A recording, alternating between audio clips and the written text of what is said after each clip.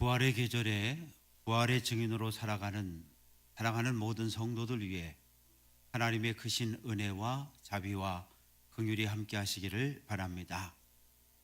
오늘 시편 30편의 주인공은 다윗이라고 하는 사람입니다. 이 다윗은 백성들에게 존경받는 왕이었습니다.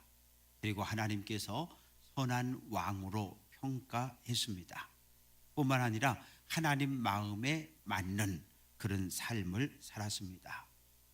영성이 대단히 뛰어난 음악가였고 감성이 풍부한 시인이기도 합니다.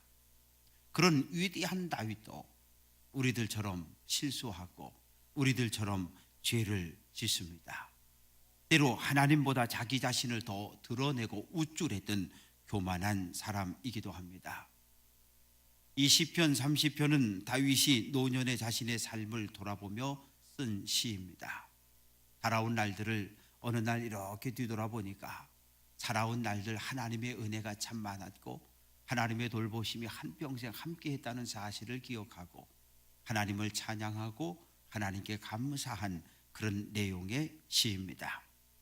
그런데 시편 30편에 보면 다윗의 시 곧 성전 낙성가 이렇게 작은 글씨로 쓰여져 있습니다. 우리가 아는 것처럼 다윗은 성전을 건축한 적이 없습니다. 또 시편 30편 내용을 봐도 성전 건축과는 아무런 상관이 없는 그런 내용들로 채워져 있습니다. 그런데 왜 성전 낙성가, 성전을 다 짓고 부르는 찬양 이렇게 이름을 붙여 놓았을까요? 예루살렘 성전이 불타고 함락되고 그리고 포로로 끌려가지 않습니까? 70년 동안 포로로 끌려갔다가 다시 돌아옵니다. 불탄 성전을, 무너진 성전을 다시 건축합니다. 그 이후에 이 시편 30편을 불렀기 때문에 그때부터 성전 낙성가라 이런 이름이 붙여졌습니다. 다윗은 어떠한 이유로 하나님을 찬양하고 하나님께 감사했을까요? 다윗은 이새의 8명의 아들 가운데 막내로 태어났습니다. 그런데 그가 이스라엘의 왕이 됐습니다. 양을 치는 목동이었는데 골리앗과 싸워서 골리앗을 죽인 후에 군인의 길을 걷기 시작합니다. 전쟁에서 승리하고 돌아올 때 예루살렘 여인들이 거리로 달려나와 소리 지릅니다. 사울이 죽인 자는 천천히요 다윗이 죽인 자는 만만이로세. 무슨 뜻입니까? 사울왕은 1000명의 적군을 죽였는데 다윗은 10,000명을 죽였다는 거예요. 그런데 우리가 주고받는 이야기들 가운데 많은 이야기들은 그저 오른쪽으로 듣고 왼쪽으로 흘리면 참 좋은 말들이 많이 있습니다. 그런데 그만 이 사울 왕은 이 말이 가슴에 대모처럼 비수처럼 확 박혀버렸어요. 그래서 다윗을 죽이기로 마음을 먹습니다.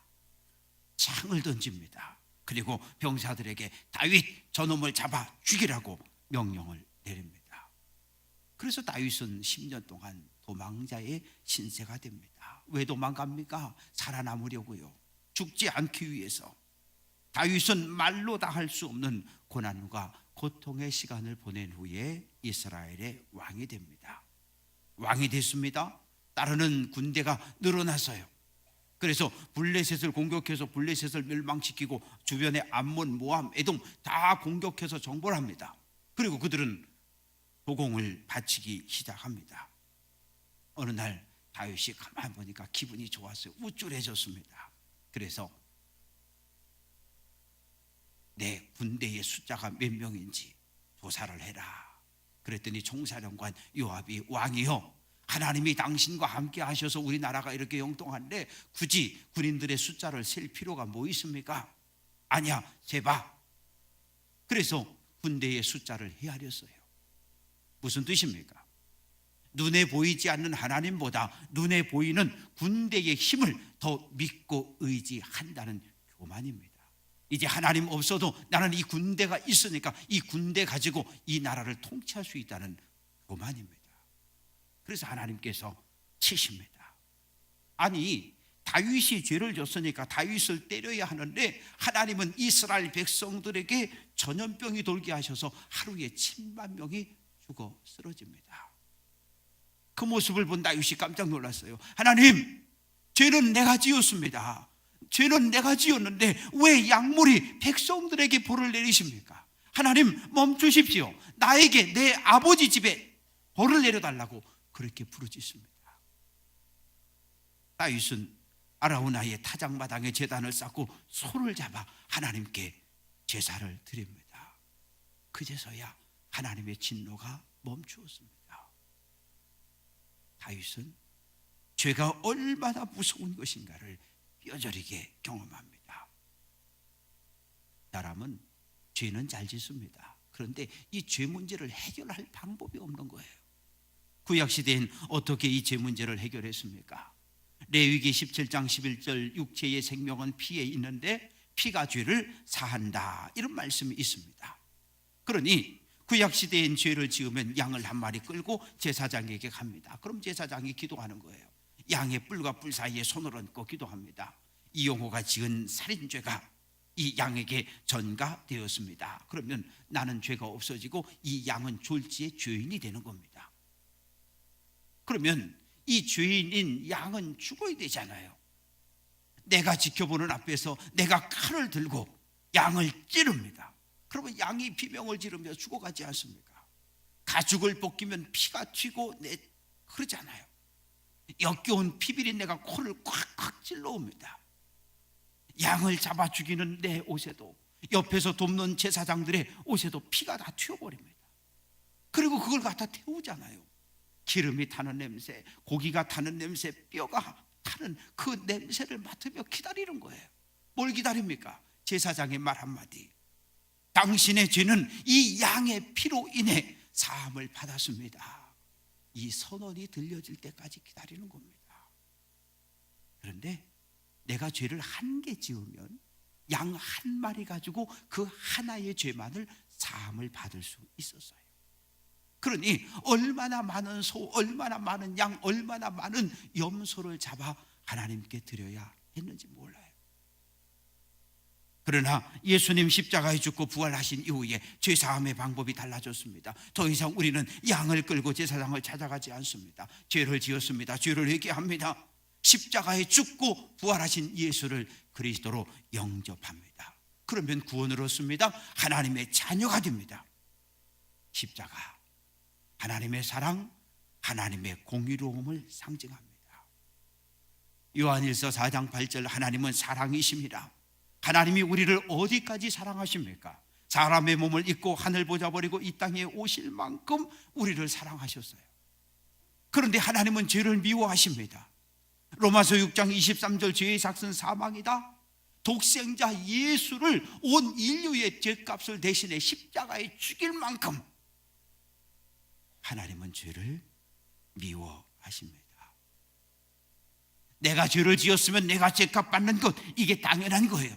그런데 하나님은 죄는 내가 지었는데 나에 대한 죄값을 예수님에게 십자가에서 대신 받아내십니다. 이것이 우리를 향한 하나님의 은혜요, 하나님의 사랑입니다. 다윗은 하나님을 찬양합니다. 대적의 손에서 구원해 주신 하나님의 은혜를 찬양하고 내 모든 죄를 용서해 주신 사랑의 하나님을 찬양합니다. 여호와여, 내가 주를 높일 것은 주께서 나를 끌어내셨기 때문이라고 고백합니다. 끌어냈다. 기쁜 웅덩이에 빠져서 나 혼자 힘으로 도저히 헤어나올 수 없는 그런 상황에 하나님이 손을 내밀어서 우리를 끌어내 주셨다는 거예요. 다윗은 대적들로 인해서 여러 번 죽을 고비를 넘겼는데 그때마다 하나님께서 보호하셨고 건져주셨다는 거예요. 시편 40편 2절, 하나님께서 기가 막힐 웅덩이와 수렁에서 끌어올려 주셨다, 이렇게 찬양합니다. 사랑하는 성도 여러분, 오늘 우리에게도 하나님의 구원의 손길이 필요합니다. 위기와 절망에 빠져 있을 때 하나님께 도움을 구하시기를 바랍니다. 고통과 죽음의 수렁에 빠져 있을 때 하나님의 이름을 부르시기를 바랍니다. 어느 날 다윗이 도망가다가 이 노베에 있는 아히멜렉이라고 하는 제사장을 찾아갑니다. 배가 고픈데 먹을 것을 좀 주시오. 보니까 골리앗을 죽일 때 사용했던 골리앗의 칼이 거기 있었어요. 그 칼도 가져옵니다. 그런데 어떤 사람이 사울 왕에게 고발을 해버렸어요. 노베에 있는 제사장이 떡을 주었고 칼을 주었다. 사울이 분노했습니다. 가서 다 죽여. 그래서 아히멜렉을 비롯한 85명의 제사장이 모두 다 죽임을 당합니다. 그뿐입니까? 높송에 살고 있던 남자와 여자, 아이와 젖 먹는 아이들까지 모두 다 죽여버렸어요. 다윗은 가슴을 칩니다. 나 때문에 노베에 살고 있던 죄 없는 사람들이 다 죽었다는 미안함과 죄책감에 몸을 떨어야 했어요. 그러면서 시시각각 다가오는 이 죽음에 대한 두려움, 공포로 잠을 이룰 수 없었습니다. 하나님은 다윗의 상처 입은 마음, 병든 마음을 고쳐주셨습니다. 내가 주께 부르짖었더니 주께서 나를 고치셨나이다. 고치다, 라파, 회복시키다, 그런 뜻입니다. 하나님은 다윗이 겪는 모든 정신적인 고통을 치유해 주셨고 상처 입고 멍든 가슴을 위로해 주신 그 하나님을 다윗은 찬양합니다. 여호와 라파, 치료하시는 하나님의 은혜가 성도들과 함께 하시기를 주님의 이름으로 부탁드립니다. 주께서 내 영혼을 소홀에서 끌어내어 나를 살리사 무덤으로 내려가지 않게 하셨다.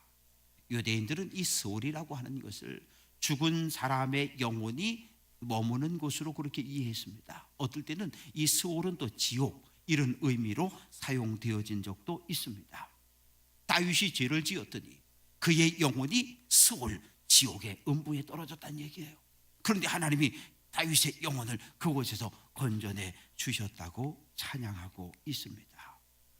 다윗은 주의 성도들아 여호와를 찬양하라, 하나님의 거룩함을 기억하며 감사하라고 외치고 있습니다. 거룩하다, 이 말은 구별되었다, 분리되었다, 나뉘어졌다, 그런 뜻입니다. 하나님은 우주 만물과 분리된 분이십니다. 왜? 하나님은 창조주, 우리는 피조물이기 때문입니다. 오늘 우리 교회를 보십시오. 교회는 이 세상에 존재하지만 분명 이 세상과 분리되어 있습니다. 성도는 세상 속에, 사회 속에 살아가지만 역시 세상 사람들과 구별되어진 삶을 사는 사람들입니다. 사랑하는 성도 여러분, 우리 스스로의 힘으로 거룩함을 유지할 수 있을까요? 아니요, 불가능합니다. 예수님은 내 안에 거하라 이렇게 명령하십니다. 예수님과 한 몸을 이루어 예수님의 지체로 살아갈 때 우리는 거룩할 수 있습니다. 기억하라, 잊지 말라, 그런 뜻이지요. 하나님을 기억하는 사람은 하나님의 말씀대로 삽니다. 하나님을 기억하는 사람은 하나님의 말씀에 순종합니다.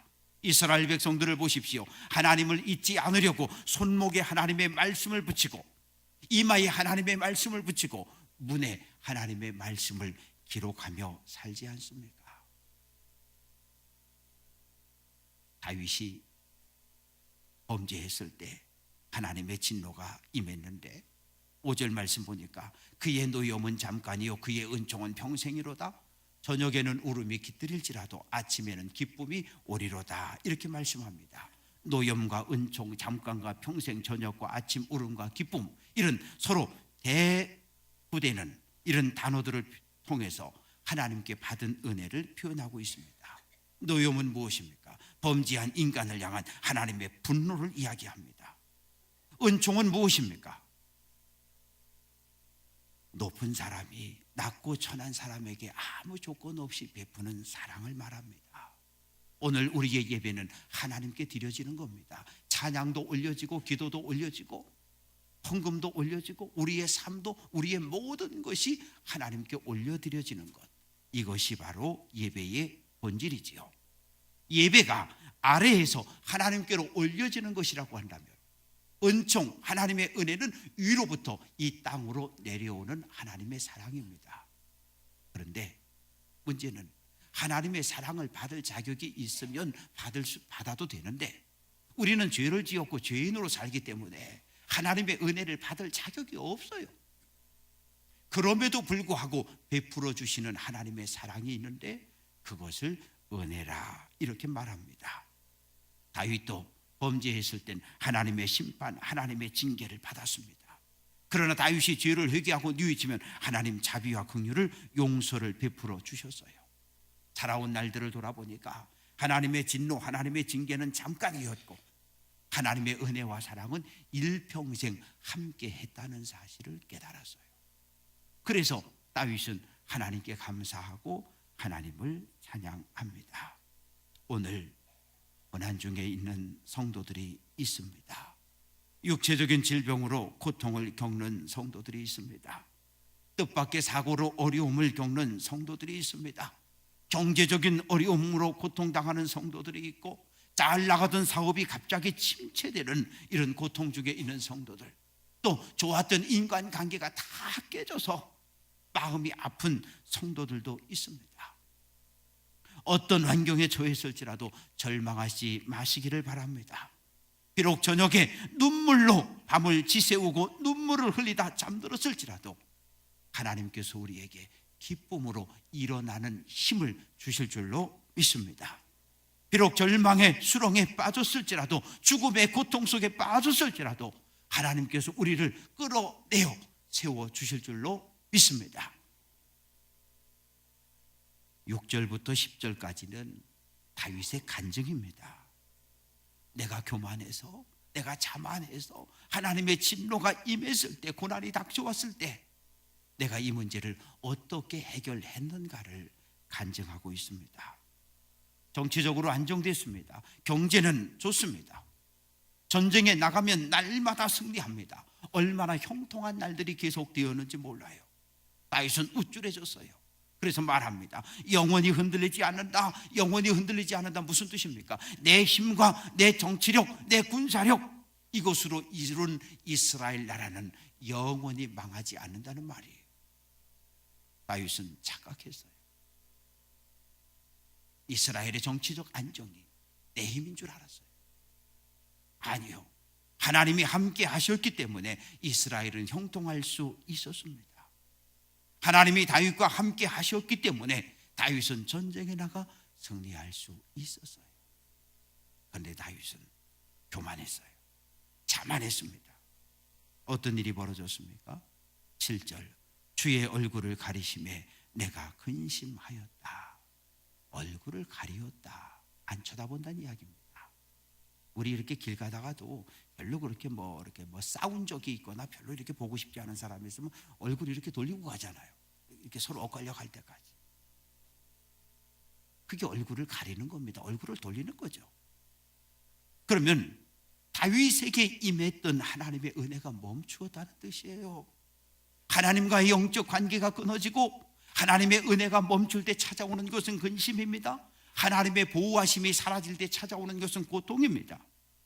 다윗은 자기 자신의 죄 때문에 백성들이 떼죽음 당하는 것을 목격한 이후에 죄가 얼마나 무서운지, 하나님의 은혜가 얼마나 소중한지를 깨닫게 됩니다. 고난이 찾아오면 많은 사람들은 인간적인 방법을 찾습니다. 인간적인 방법으로 이 문제를 해결하려고 해요. 가서 친구를 의지하기도 하고 부모를 찾아가기도 하고. 그러나 다윗은 그렇게 하지 않습니다. 12구절 짧은 시 속에 여호와라고 하는 단어가 10번 반복됩니다. 오직 하나님, 오직 하나님께 매달립니다. 여호와여, 내가 주께 부르짖습니다. 여호와여, 내가 주께 기도합니다. 내가 죄 지은 거 인정합니다. 하나님의 은총이 떠나면, 하나님 나에게 얼굴을 돌리시면 난 단 한순간도 살 수 없는 연약한 존재임을 내가 깨달았습니다. 하나님, 나 같은 거 죽여서 무덤에 내려가게 하면 하나님께 무슨 유익이 있습니까? 하나님, 오늘 나를 죽여봤자 하나님께 뭐 득될 게 뭐 있습니까? 살려달라는 거죠. 다시 한번 하나님의 영광을 위해서 일할 수 있는 기회를 달라고 호소하고 있습니다. 하나님, 내가 만약 하나님의 심판을 받고 죽어 진흙과 먼지로 변해버리면 내가 어떻게 하나님을 찬양할 수 있고 내가 어떻게 진리의 말씀을 선포하는 증인으로 살 수 있겠습니까? 하나님, 나 죽이시지 마시고 살려달라는 거예요. 내가 교만해서 범죄했는데 이제 깨달았으니 다시 한번 기회를 주셔서 나로 하나님의 영광을 위해서 일할 수 있는 기회를 달라고 호소합니다. 사랑하는 성도 여러분, 하나님의 형상을 잃어버린 성도는 하나님을 예배할 수 없습니다.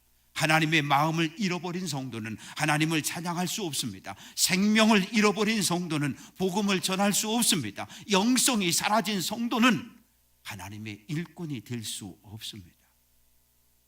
성도는 어떠한 경우에도 자기 자신을 위해 살지 않습니다. 하나님의 영광을 위해 살아야 합니다. 그런즉 먹든지 마시든지 무엇을 하든지 다 하나님의 영광을 위하여 하라고 말씀합니다. 고난당할 때 다윗은 하나님의 자비와 긍휼을 구합니다. 여호와여 들으시고 내게 은혜를 베푸소서, 여호와여 나를 돕는 자가 되소서라고 부르짖습니다. 고난이 찾아오거든, 감당할 수 없는 일을 만나거든 기도하십시오. 하나님의 은혜가 나에게 회복되기를 기도하십시오. 왜요? 우리의 구원은 전적으로 나가 아니라 하나님의 손에 달려 있기 때문입니다. 하나님 앞에 죄를 지었습니까? 진심으로 죄를 뉘우쳐 하나님의 은혜를 회복하시기를 바랍니다. 이웃들에게 죄 지은 것 생각났습니까? 찾아가 용서를 구하십시오. 누군가 나를 찾아와 미안합니다, 용서해 달라고 이야기할 때 용서해 주십시오. 사랑하십시오. 내 힘으로 할 수 없으면 주님이 주시는 힘으로, 주님의 도우심으로 용서하고 사랑하십시오. 하나님은 다윗의 죄를 용서하셨어요. 용서받은 기쁨, 용서받은 감격을 다윗은 찬양하고 있습니다. 주께서 나의 슬픔이 변하여 내게 춤이 되게 하셨다, 나의 베옷을 벗기고 기쁨으로 띠우셨다고 찬양합니다. 하나님의 은혜가 회복되었습니다. 고난이 멈추었습니다. 형통함이 회복되어집니다. 얼굴을 돌리셨던 하나님께서 다시 얼굴을 다윗에게로 돌리셨습니다. 하나님의 은혜가 회복된 것을 알았어요. 기뻐하며 춤을 춥니다. 베옷을 입고 가슴을 치며 옷을 찢으며 땅을 치고 회개했는데 하나님 다윗이 입고 있던 슬픔의 옷을 벗겨주십니다. 그리고 기쁨과 즐거움의 옷을 덧입혀 주십니다. 다윗은 온 마음을 다해, 온 힘을 다해 하나님을 찬양합니다. 하나님, 나 이제 죽을 때까지 변치 않은 믿음으로 하나님만 섬기며 찬양하며 살겠다고 결단합니다. 죽을 수밖에 없었던 나 자신을 살려주셨으니 내 남은 삶 전체를 하나님께 드리겠다고 결단합니다. 사랑하는 성도 여러분, 우리가 아이들이 잘못하면 때로 야단치잖아요. 근데 그냥 야단 안 칩니다. 작은 설명해 주고 야단을 칩니다. 그러면 아이들이 잘못했다 그래요. 그럼 뭐 잘못한 거 깨닫는 애를 굳이 매질할 필요는 없습니다. 그럴 땐 안아주면 끝나는 거예요. 우리가 죄를 지었을 때 하나님 우리에게 죄값을 물으면 우리는 할 말이 없어요. 그런데 하나님 우리에게 징계를 주시고 고난을 주셔서 우리의 죄를 깨닫게 하십니다. 그리고 우리의 죄값은 십자가에서 예수님에게 찾으십니다. 예수님, 내 죄를 대신해서 십자가에 죽으셨습니다. 십자가에 죽고 부활하신 예수, 하나님 우편에 계신 그리스도, 그분만이 우리의 구원자입니다. 하나님 중심의 삶을 사십시오. 하나님 말씀에 순종하며 사십시오. 예수 중심, 십자가 중심의 삶을 살아야 합니다. 떠날 것 없어요. 고난과 고통이 닥쳐오면 우리는 원망합니다. 불평해요. 그리고 하나님을 떠나버립니다. 그런 분들이 있어요. 나는 하나님이 사랑하시는가 봐요. 왜요? 나는 죄를 져도 하나님이 책망하지 않으셔요. 아니요. 죄를 지었는데 하나님이 징계하지 않고 심판 주지 않고 고난이 오지 않는다면 하나님의 은혜가 떠났다는 또 다른 증거입니다. 자녀들을 사랑하는 분이라면 자녀들이 잘못된 길을 걸어가는 것을 보고 그냥 있을 부모는 아무도 없습니다. 징계는 우리를 사랑한다는 또 하나의 증거입니다. 죄를 지었으면 눈물로 회개해야 합니다. 회개함으로 하나님의 은혜를 다시 한번 누리는 성도 되시기를 바랍니다. 찬양하는 입술을 달라고 기도하시기 바랍니다. 감사하는 마음을 달라고 기도하십시다. 원망하는 사람의 입술엔 찬양이 없어요. 교만한 사람의 마음엔 감사가 없습니다. 겸손한 사람만이 하나님을 찬양하고 감사합니다. 받은 은혜 감사하십시다. 하나님, 나와 동행하심을 입을 열어 찬양하고 감사하는 성도 되시기를 주님의 이름으로 간절히 부탁드립니다. 기도합니다. 아버지 하나님, 감사합니다. 내가 죄를 지었는데 하나님, 내 죄값을 예수님께 찾으셨습니다. 하나님, 나를 매질하지 아니하시고 예수님 십자가의 몸을 찢음으로 우리의 죄값을 대신하셨습니다. 하나님 감사합니다. 일평생 갚아도 갚을 수 없는 하나님의 사랑과 은혜를 받았사오니 이제 하나님의 자녀 되었사오니 하나님의 백성답게 살게 해 주옵소서. 하늘의 시민권을 가졌사오니 하늘의 시민답게 살게 해 주옵소서. 하나님을 사랑하는 동일한 마음으로 이웃을 사랑하며 살게 해 주옵소서.